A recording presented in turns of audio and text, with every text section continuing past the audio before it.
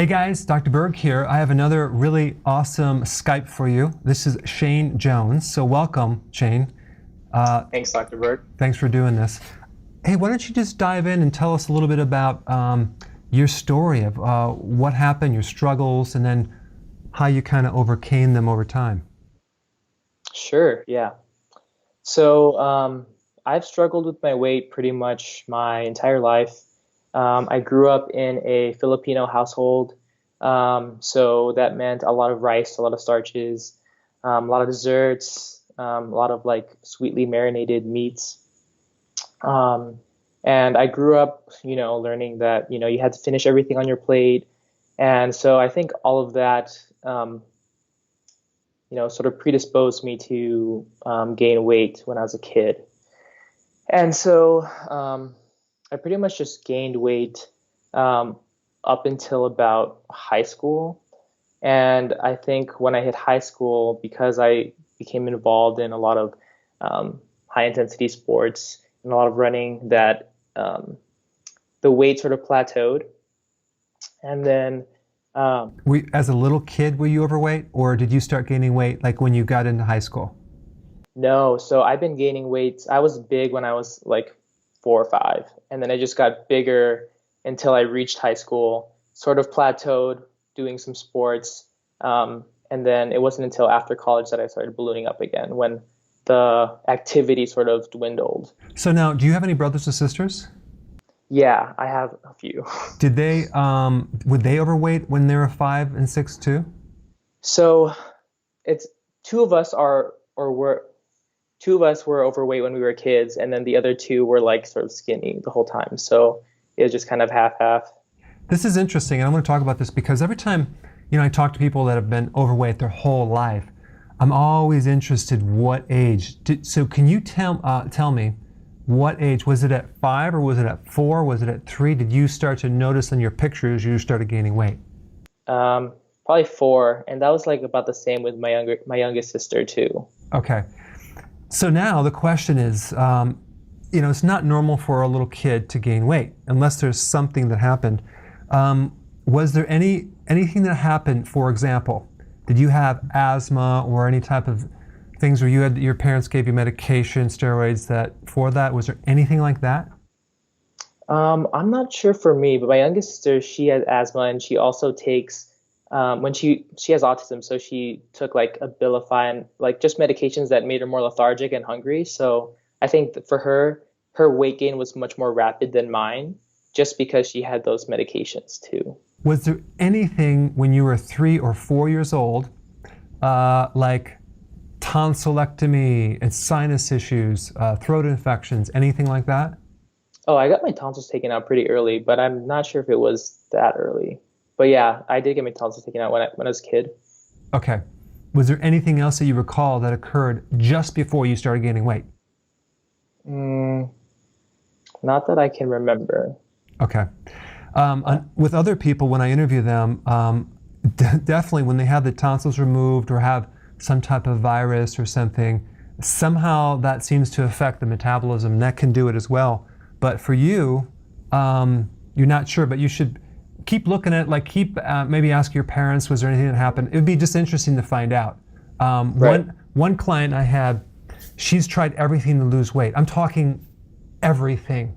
In fact, if she doesn't eat, she doesn't even lose weight if she doesn't eat. She's done marathons, triathlons, she's tried every diet, nothing comes off, and she's been overweight her whole life. So her husband brought her in, very skeptical because they tried so many things. So what I did is I worked on her immune system. I didn't even change her diet. I worked on the immune system. It was the only time in her life where she started to finally lose weight, a little bit each week. Wow. And then after about 6 weeks, she was at about 1.7 pounds lost per week, and she stayed there for 6 months. Losing weight consistently. So that's just kind of a side note for those of you that are watching that happen to have been overweight your whole life. You always have to look at other things too. Now, getting back to your story, so you're in high school, you started becoming more active, you lost weight, and then I guess in college you started gaining weight? Yeah, so it's funny because after I thought my weight sort of would stabilize after puberty because that's in high school. After I went through puberty, I was normal weight. Um, and then, as I went through college and, started tapering down on the activity and not really paying attention to what I was eating, it just sort of crept up behind me. And I didn't really even notice how big I had gotten until about a year after I graduated when I got a physical and I had all these like issues with my weight and my blood sugar and my blood pressure that my doctor told me I should start, paying attention to that. And what did you So it have? wasn't until much after. What did you have? Did you have like what kind of conditions did they find? Well, so my doctor told me that, I was pre-diabetic and that I was pre-hypertensive and that she wanted to run a lipid panel and check my blood glucose and stuff, and that they were all indicating that I was on the track to, become diabetic and hypertensive. So I wasn't too surprised about the pre-diabetes because everyone's in my dad's side of the family. But I mean, it just was kind of weird to hear at 23. Like I didn't expect that to be a thing. Right. And then did you go through a lot of stress in college? Yeah, that's funny because you mentioned stress because the first video I stumbled upon of yours was the adrenal body type and how people of this body type manage stress and how that affects their weight gain and where you gain weight. And it just like made a lot of sense that, that was the type of body type that I had. But yeah, I'm really prone to stress and I've like worked, it's a process to manage it. What did you study in college? Biology. Biology. Yeah. Awesome. Okay, so now that you graduated, then you started becoming more sedentary and you started gaining more weight. And then what happened at that point?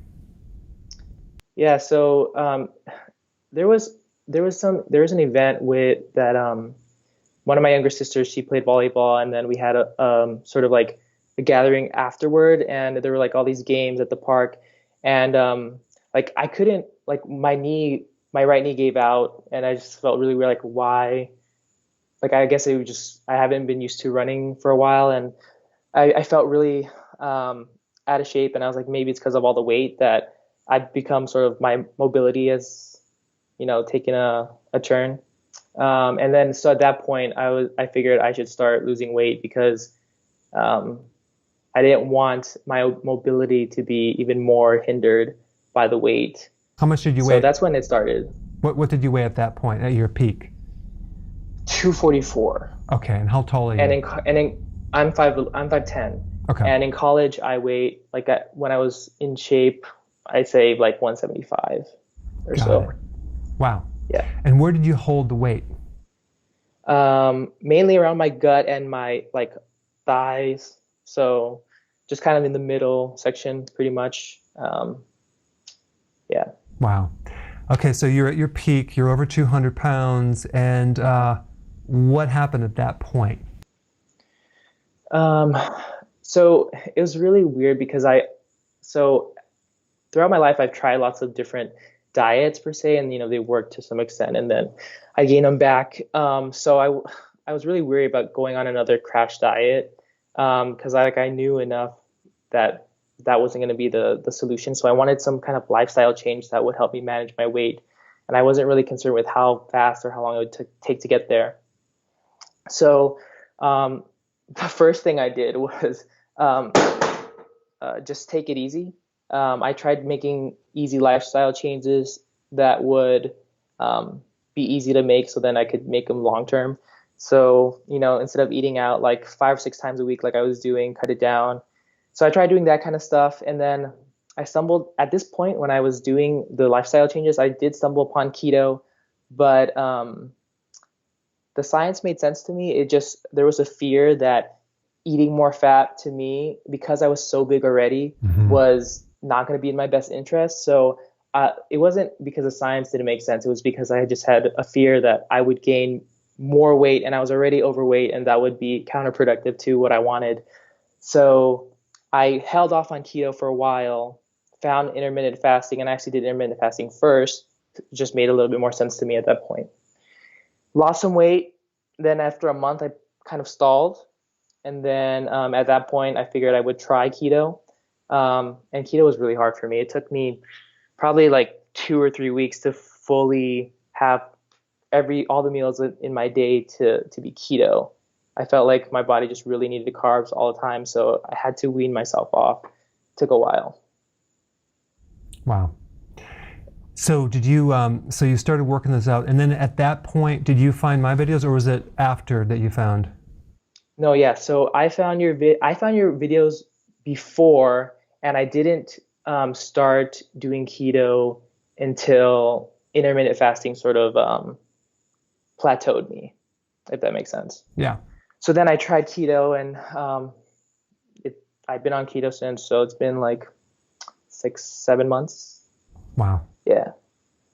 And so here you're on keto, you're combining them, and then you finally kind of grooved it in, got used to it, and were you then like, you were eating obviously a little bit more fat because you had to replace it with something, and then did you find that you started? Were you surprised in any way that eating more fat would help you lose weight? Yeah. So I think what I was scared is that, fat, it has more caloric content. So if I was eating like the same amount of meals with more fat, I would just be eating more calories, and like my whole equation would be off. But after you eat a keto meal, like you're not hungry for a long period of time. So it ended up not being that much of a factor. So that's what I was most surprised about. So tell me how the weight started coming off.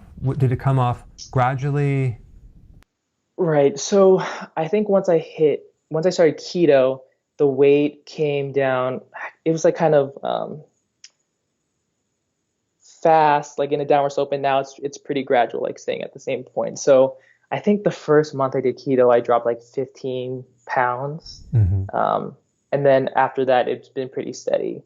And right now I'm just kind of maintaining where I'm at. And what do you weigh right now? Right now, like 188. Wow. That's awesome. Do you want to lose any more, or are you happy with where you're at? I'm pretty happy where I'm at.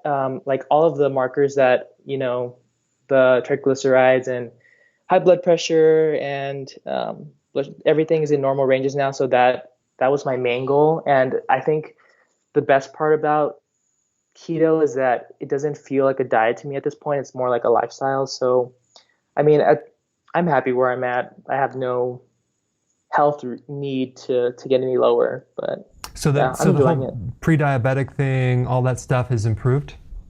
Yeah. So, I think my triglycerides before were like close, a little bit over 100, and now they're in the 70s. My blood pressure was like 135 over 85. Now it's like 120 over 80. So all the markers are pretty much improved. That's awesome. And then what was you were into biology, but what was your actual degree? Did you specialize? It was toxicology. Toxicology, okay. Yeah, so like the environment and how toxins play a role. Yeah. Interesting. I'll have to talk to you later about that. But sure. The question, so you must have you had to have had taken a lot of different courses probably on body physiology, right? Did you have to go into that? So you probably were indoctrinated or just basically taught that it's calories in, calories out. Has that been kind of Yeah. And it took me a long time to switch my thinking from, this is a caloric, issue to a hormone issue. Like that was like the biggest, like once that hit, it made a lot more sense to me, but it took me a long time to buy into that. Right. Especially since fat has the most calories per gram. So, after all, you're going to eat fat, you're going to gain weight. So looking back, now that you have this data, looking back at it where you were before, what's the number one key thing that you didn't really get or understand back then that now you understand that's like that was the missing link for you? It's just as far as this physiology point. So I think the biggest thing for me was that eating fat would help promote, fat loss, and that it would, in the sense that it wouldn't trigger as much of an insulin spike. I just missed the whole endocrinology part of it Mm, all, and yeah. I was too focused on, the equation of energy in versus energy out. And now I feel a little bit dumb talking about it because it makes so much sense to me now. But that was the biggest part for me. Well, it's not even your fault. It's just the whole schooling system and all the universities, including the grad school that I went to and the pre-med school, it's filled with false data. And they don't connect the dots between physiology and anatomy and metabolism. It's kind of all separate, and people are just fed this data, but you don't have a chance to apply it to see if it's true or not. So a lot of stuff you learn you don't even know if it's true, or you just have to pass the test and get through it and get your degree, Yeah. and like, wow, okay. You don't know if it works or not. But yeah, Exactly. I had to go back and re-study it from a different viewpoint to see, okay, let me just forget everything that I learned. Does this really work? Okay, yeah, that works. This doesn't work. But yeah, that's one thing that's missing, I think, is the workability, the application of these basic things, especially when it comes down to the endocrine system and insulin. I mean, even in a lot of my friends who are medical doctors, same thing. They don't have the basic data on insulin. In fact, it's almost scary to know even some of the endocrinologists don't even understand endocrinology that well. I've talked to some of them, and they don't really connect the dots with insulin being, the main fat-making hormone at all. It's not even in their space, so it's pretty weird. So Yeah. So shifting gears to toxicology, like I'm just curious. Like here you are, you got into toxicology. Did they cover a lot of like data on endocrine disruptors when you were in school? Was that Yeah, we had sections on that. Mainly it was issues with pollutants in the air and how that can affect populations of people, but also the environment and wildlife. So, And did they cover any data about phase 1, phase 2 detoxification, the liver with the cytochrome 450, peat hormone, I mean the enzymes and all the different detoxification systems in the liver to help detoxify? Did they get into that very much? yeah, when you said cytochrome P450, like I immediately recognized the name. Um, if I were to try to recall what that process is, I probably couldn't do it off the top of my head. So is this kind of like it was the data, but they didn't really give you systems to go, hey, here are the foods that you should be eating. These probably didn't get into that too No. much. Oh, No. no. It was much more, this is what happens in the liver when toxins, come in. Nothing related really to nutrition, and how that impacts the whole system. Because there's a disconnect between toxicology and just general medicine. There's a complete disconnect. They don't connect it. And then the last question is, did they cover glyphosate, the herbicide in GMO foods at all? Did they talk about that or? Oh yeah, we had a section on GMOs and the use of herbicides and pesticides, and there. I think when I learned it, it was still a big debate, sort of what was going on. So Yeah. what we did was mainly read different papers and sort of debate between each other. Yeah. Yeah, because right now I don't know if you heard about the class action suit that the attorney, no, the judge actually released the papers on this case, and it's interesting because apparently there was ghostwriters that were writing the articles, kind of fudging the research, and and then you're so political, they put it out there in the universities, and then you don't really get the truth on that. So that's probably why you didn't really hear a lot about it. But anyway, getting back to you, this is awesome. You did really well. Are you adding exercise into your program at all? Yeah. So right now I work out 3 to 4 times a week. Weight training mainly. I walk, but I don't do a ton of like high intensity cardio or anything. Great. And then tell me how many meals that you have a day? One. Wow, that's awesome. Yeah, but my window is about 4 hours, so I have a meal. I can't like scarf it all down in like 30 minutes, so I kind of graze a little bit for a couple hours. But yeah, just one. It's totally fine. And then tell me what you eat. So it's a lot of leafy greens and a lot of chicken. Um, but I've been experimenting with using like cauliflower and turning that into like um, a dough for pizza and stuff. It just, I feel like there's a lot of options out there, but I'm just like a person of habit. So I'll get a bunch of greens and then I'll put like apple cider vinegar with some mustard and some salt and pepper and just kind of be happy with that. So That's great.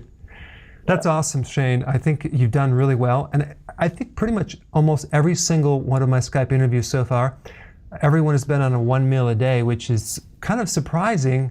But I think it's, as you do this, all of a sudden, if it's like, your hunger goes away. And you're like, I'm not really that hungry. And you're satisfied. So I find even people that are almost, if they eat too much, they feel nauseous. It's just like, okay, I don't really need that. So yeah. So there has to be a point where, you get all your nutrients in your one meal. So you got to take it in. Yeah. That's right. Well, this is awesome, Shane. Thank you so much for the interview. I think it's going to help other people just to get another viewpoint of what to do. Okay, so this for is sure. awesome. Thanks, Dr. Berg. Yeah, thanks for calling and have a wonderful afternoon. You too. Okay, see ya.